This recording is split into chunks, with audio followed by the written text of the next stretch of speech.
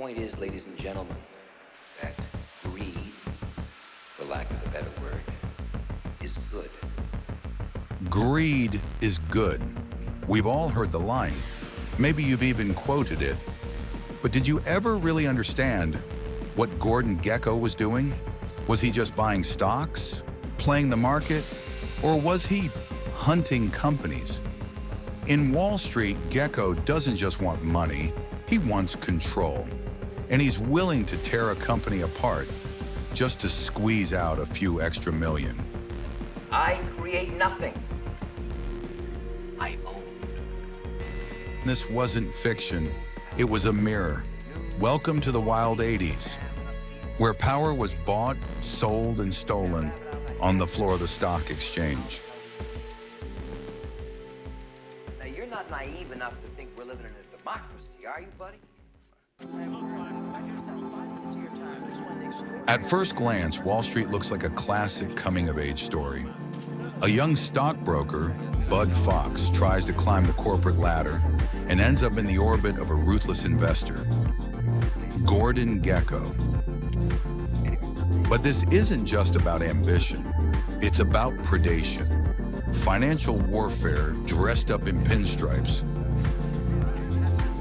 Bud's father works as an aircraft mechanic for Blue Star Airlines, a struggling company with strong unions and loyal workers. Gekko sees it as an opportunity, not to fix it, but to gut it. Bud thinks he's saving his father's job, but he's handing the company over to a man who plans to break it into pieces. Here's the play. Buy shares quietly, accumulate enough to gain influence, announce your stake, and the stock price jumps.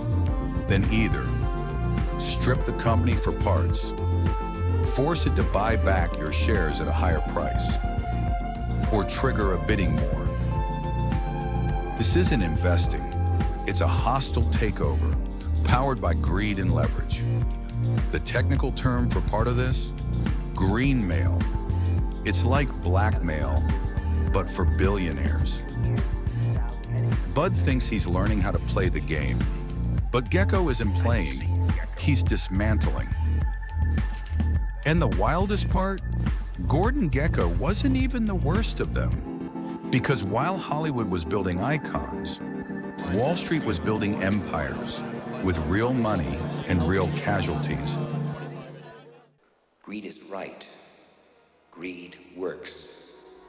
Greed clarifies, cuts through, and captures the essence of the evolutionary spirit. Greed in all of its forms. Greed for life, for money, for love, knowledge, has marked the upward surge of mankind, and greed, you mark my words, will not only save Teldar paper, but that other malfunctioning corporation called the USA. Thank you very much. Wall Street wasn't a warning, it was a reflection. When Oliver Stone wrote Gordon Gekko, he wasn't imagining a villain. He was documenting an era, stitching together traits from real men who reshaped American capitalism like a battlefield. Gekko was fictional, but what he did, the debt, the takeovers, the betrayal, was all too real. And in the next episode, we leave the movies behind and meet the men who did it for real. They didn't wear slick suits, they didn't give speeches, but they tore through corporate America and changed the rules forever.